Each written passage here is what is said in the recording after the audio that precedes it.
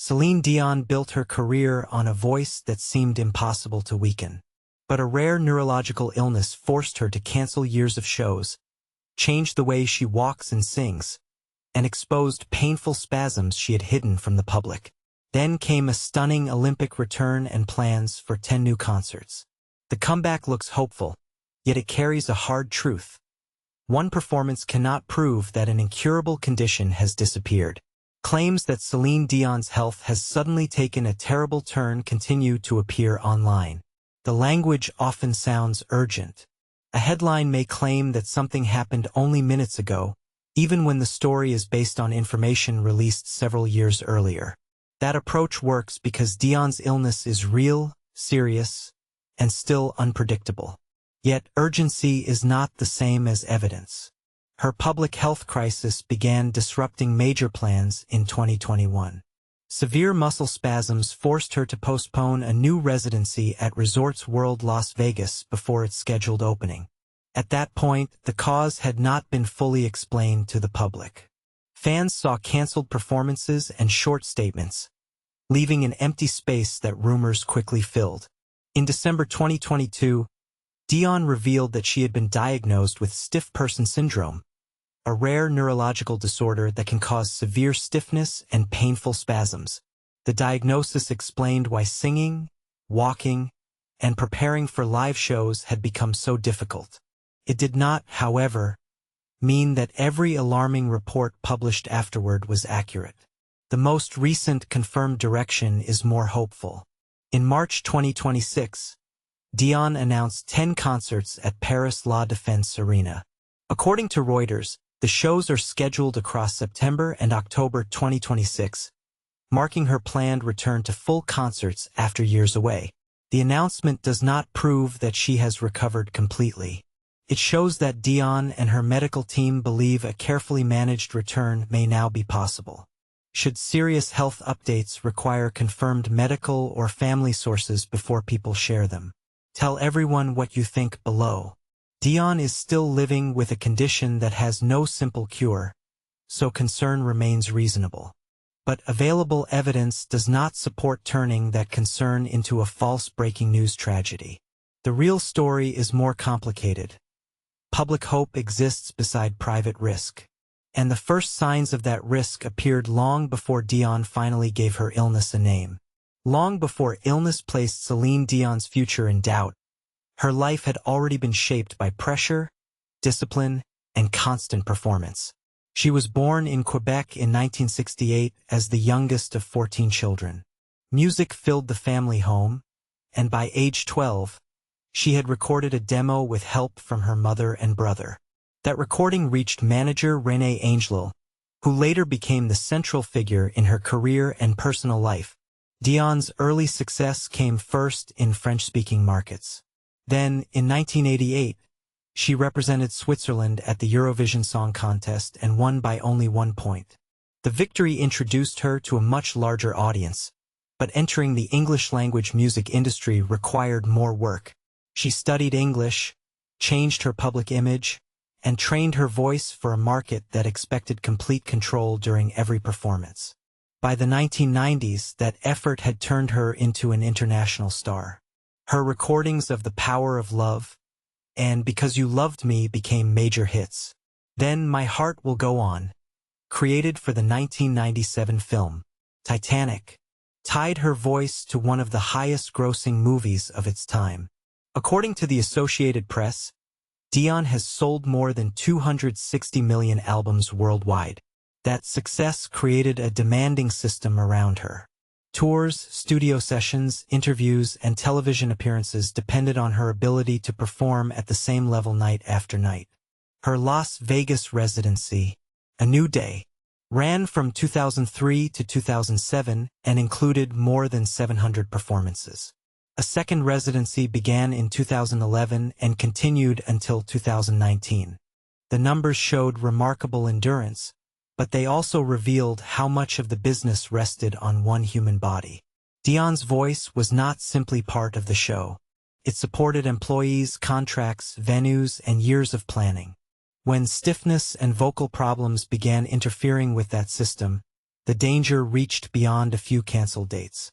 The same discipline that built her career would soon make it harder to admit that her body was no longer responding in the way it once had. The first public warning arrived in October 2021, when Dion postponed her new Las Vegas residency at Resorts World. The production had been scheduled to open on November 5th, but severe and persistent muscle spasms prevented her from rehearsing. Her team described the problem, yet there was still no public diagnosis. What appeared to be a temporary delay was actually the start of a much longer absence. Months passed without a return.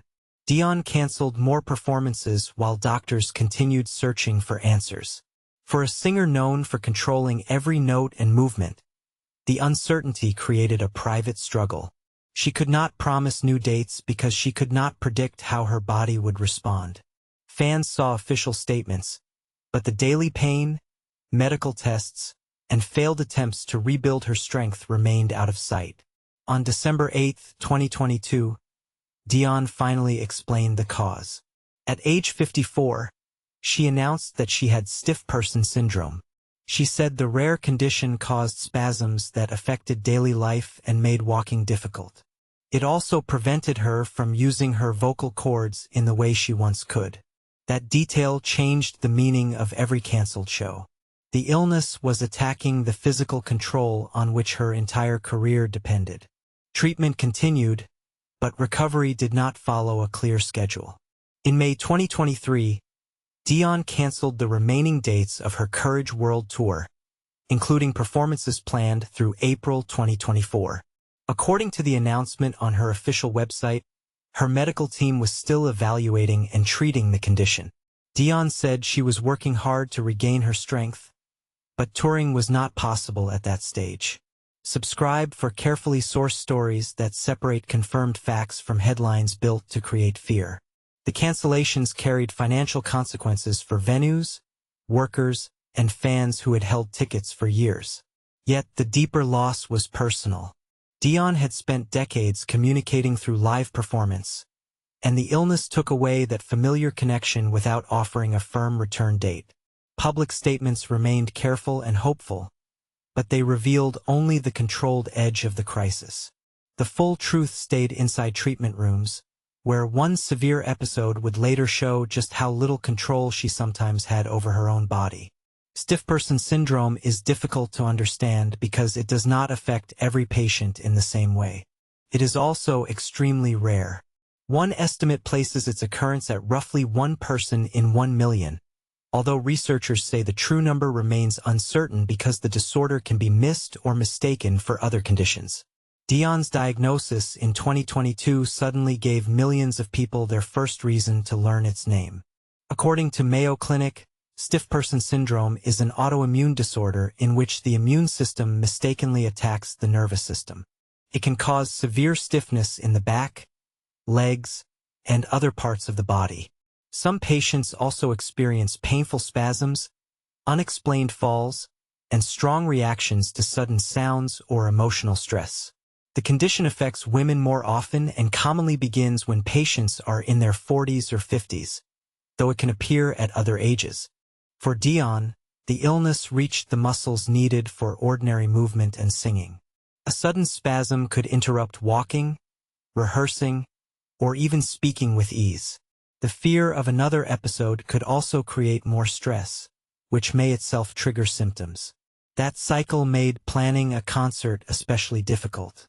A live production requires fixed dates, long rehearsals, travel, and confidence that the performer can safely complete the show. Treatment may include medication to reduce stiffness and spasms, immune therapies, physical rehabilitation, and close medical supervision. These options can help control symptoms, but they do not create the same result for every patient. Improvement can also be followed by another setback. Anyone who has lived with a condition others cannot see may understand how painful that uncertainty can become. Share your experience if it feels right. This uncertainty explains why Dion's public appearances cannot be treated as proof that the condition has disappeared. A strong photograph or short performance may show progress while hiding the preparation and medical support behind it. For years, that hidden work remained private. Then Dion allowed a camera to stay beside her during an attack. Her muscles tightened, her movements stopped, and the carefully controlled public image gave way to a frightening medical reality. The private cost of Dion's condition became visible in I Am Celine Dion, released on Prime Video on June 25, 2024. The documentary did not present her illness through headlines or secondhand descriptions. Cameras followed her through medical care, physical therapy, vocal exercises, and quiet moments at home. The most difficult scene began during treatment, when her body entered a severe spasm and she lost control of her movement.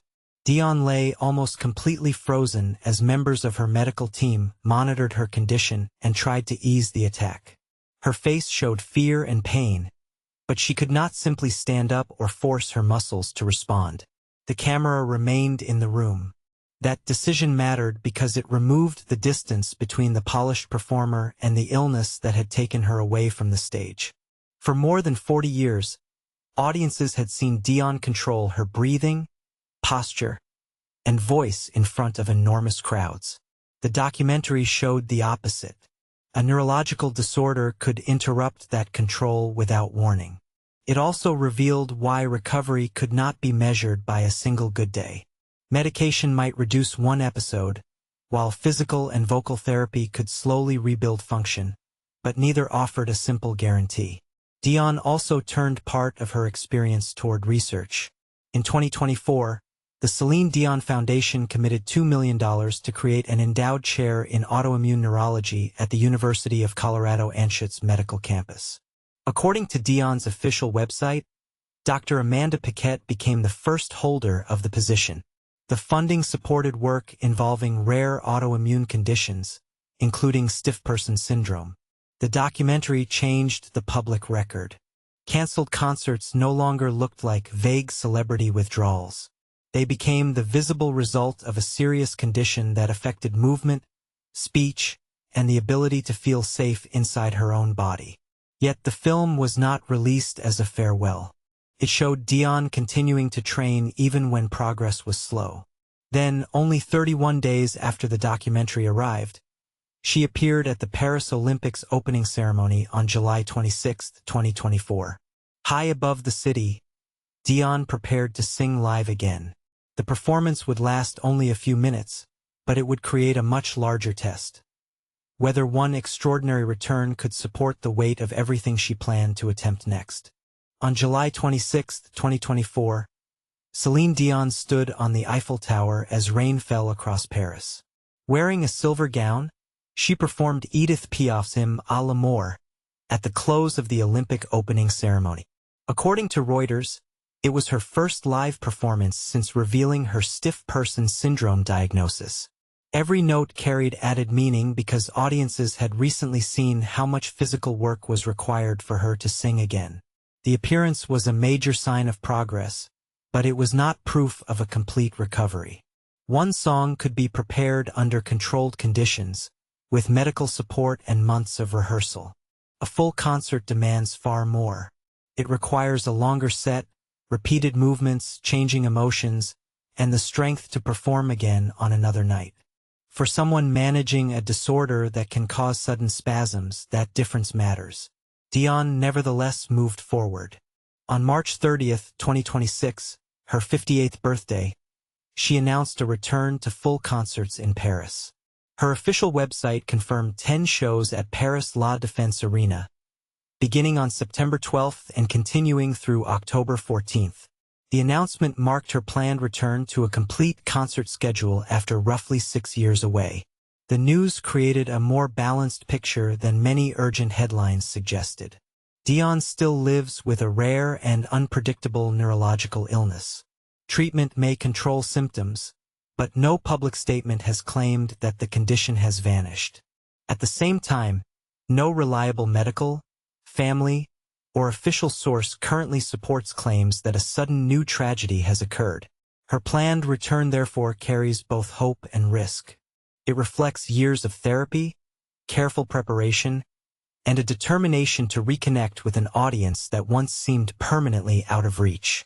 It also places new physical demands on a body that has already shown how quickly control can be lost. The honest outcome cannot be known from a rehearsal video, promotional photograph, or dramatic online headline. It will become clearer only when Dion attempts to move from one carefully prepared Olympic performance to a series of complete live shows. Her story is not about a miracle cure or a final defeat. It is about continuing while certainty remains impossible. Dion's Paris return could become one of music's most meaningful comebacks, but the real test will begin when one Olympic song becomes 10 complete concerts.